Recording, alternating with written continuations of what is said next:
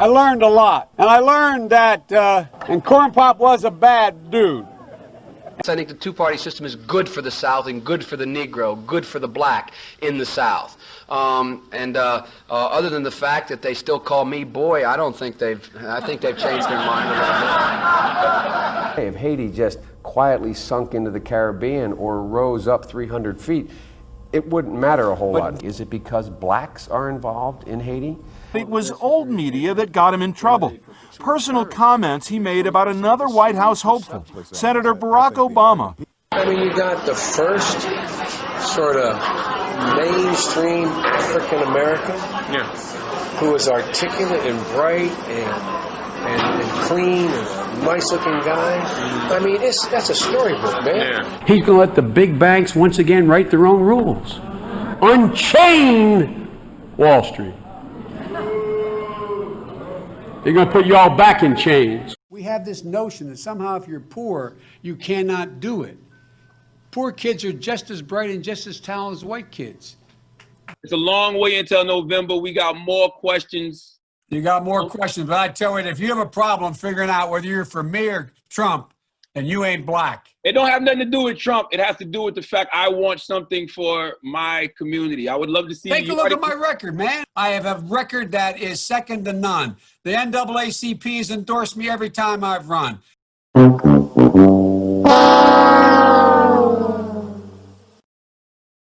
I mean, come on.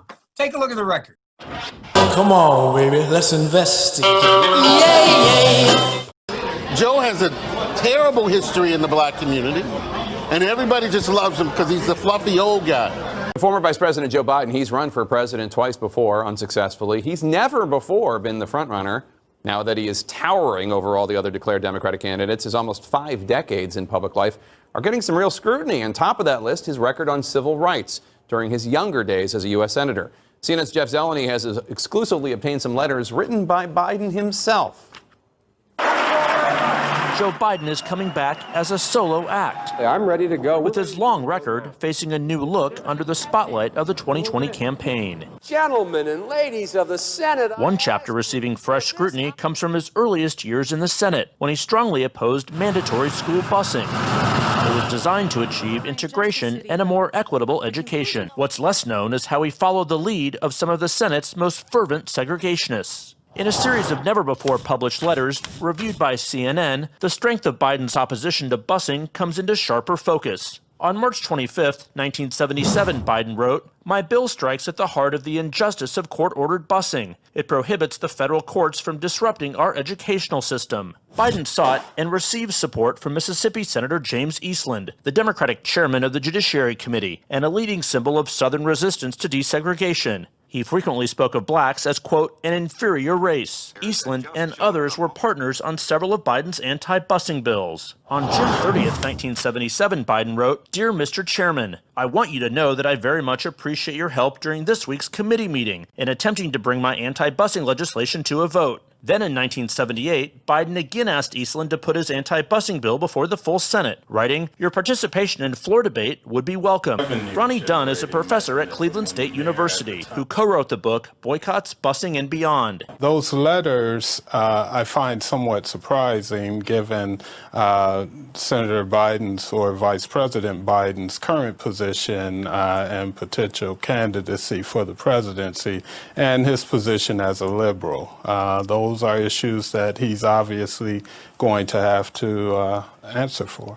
You said surprising. Surprising in what way? Well, the fact that he would solicit the support of staunch segregationists, James Eastland as well as Jesse Helms, introducing legislation as opposing busing at that time. Now to the race for 2020 this morning and new backlash against former Vice President Joe Biden. He's refusing to apologize as he faces growing criticism over comments he made about being able to work with others in Washington. But his examples were segregationist senators 40 years ago. Apologize for what?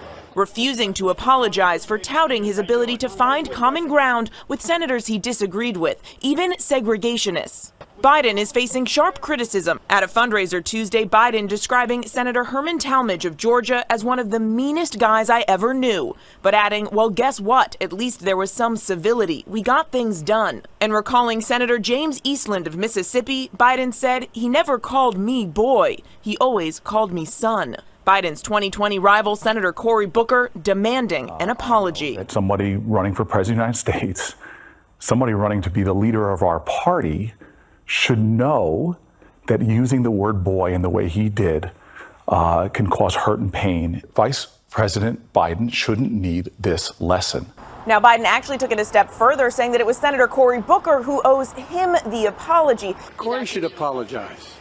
It was hurtful to hear you talk about the reputations of two United States senators who built their reputations and career on the segregation of race in this country.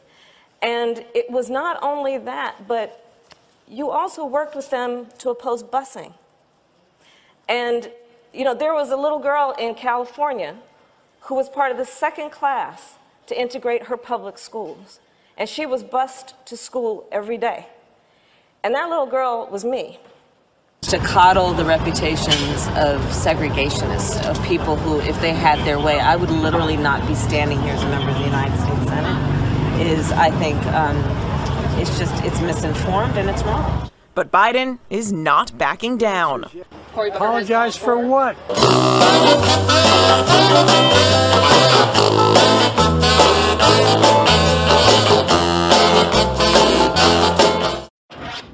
I like the idea they keep in jail longer. I'm the guy that wrote the bill requiring federal judges to keep people in jail 100% of the time for which they're sentenced. It doesn't matter whether or not they're the victims of society.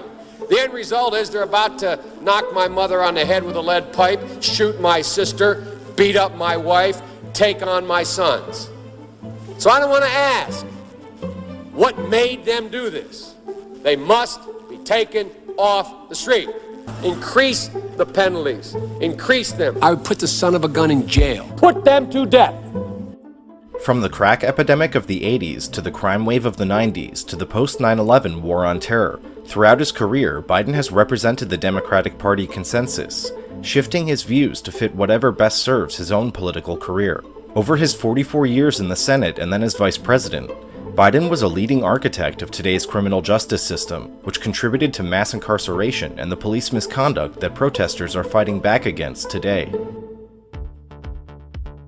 Biden crime bill, the Biden crime bill. The Biden crime bill. Hell, we've had crime bills coming out our ears. Every major crime bill since 1976, every minor crime bill has had the name of the Democratic senator from the state of Delaware, Joe Biden.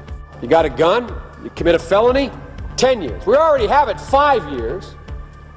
Minimum mandatory. Judge can't say, you know, you had it in your pocket, you never intended to use it, we're only going to give you 1 year. Judge has to say 5 years. Well, he wants to make it 10 or 20 or 60. We can work that out. He wanted to remove judicial discretion for those who, quote, don't meet the middle-class criteria of susceptibility to rehabilitation. They are beyond the pale, many of those people. They literally have not been socialized. They are in jail. Away from my mother, your husband, our families. The Biden-Thurmond Violent Crime Control Act of 1991 would have increased the maximum sentence for 44 crimes to include the death penalty. A wag in the newspaper recently wrote, Biden has made it a death penalty offense for everything but jaywalking.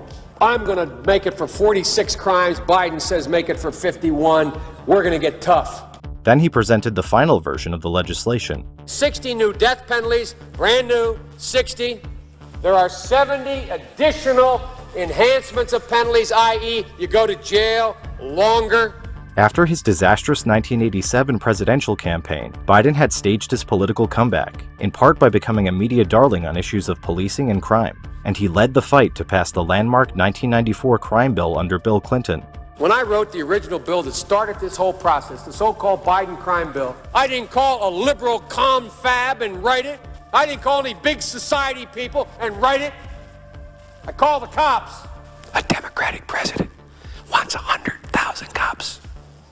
A Democratic president wants to build 125,000 new prison cells. That's the secret.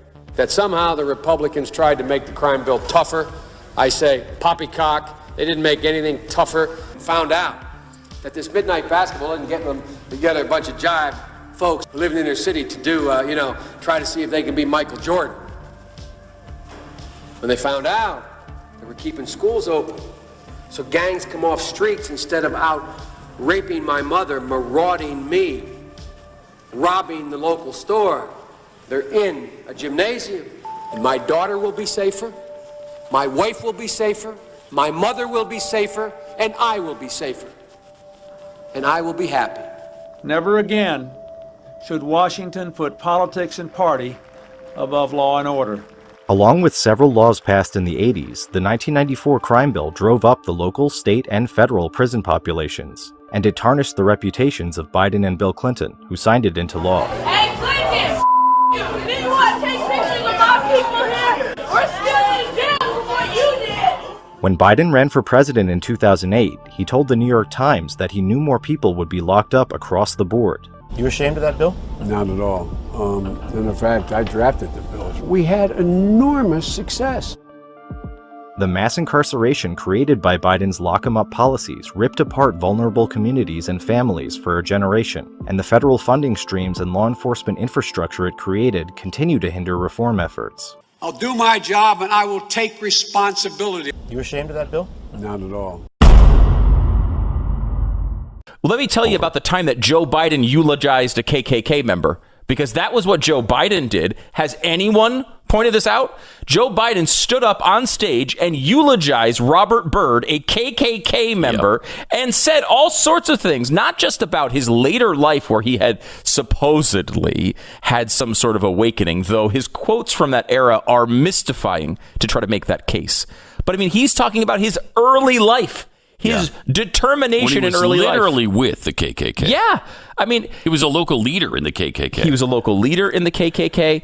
What do they call it? A grand poobah or the head bowler? Or I don't know. The head bowler of the KKK. KKK, I think. It's a pretty high up role to my understanding. Yes. Robert Byrd was in the KKK, right? Mm-hmm. He eventually becomes a little unfashionable at one point. And Byrd leaves the KKK.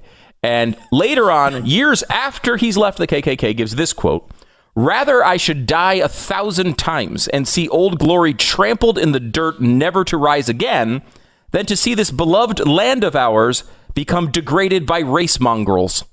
Oh my gosh! So what a change! Yeah, what an incredible change, transformation the guy made from KKK member racist to racist. Yeah, and now not KKK member though. No. So wow, that's stunning. We should maybe go through some of these quotes. We should, because it's not just Byrd being horrible, but it's Biden never mentioning in his eulogy that he had problems like this. Not saying like, look, he was a complicated man, his early life was a disaster, but he turned it around and he was great at the end, which is not really true. But still, at least that would be something. Yeah. Instead, it's constant praise, not even a mention of the fact that the guy was in the freaking KKK.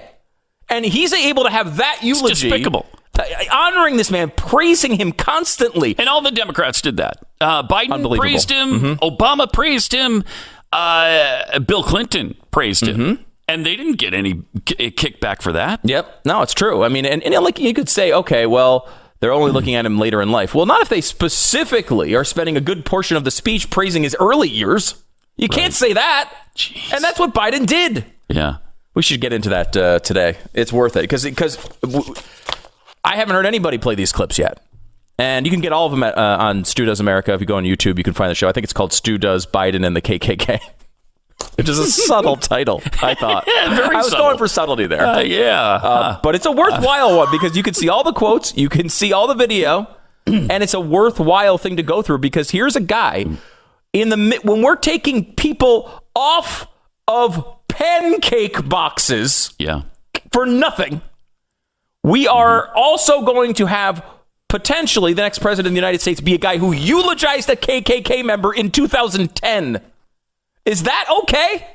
In this society today, we're going to let that happen? Pretty amazing. Amazing.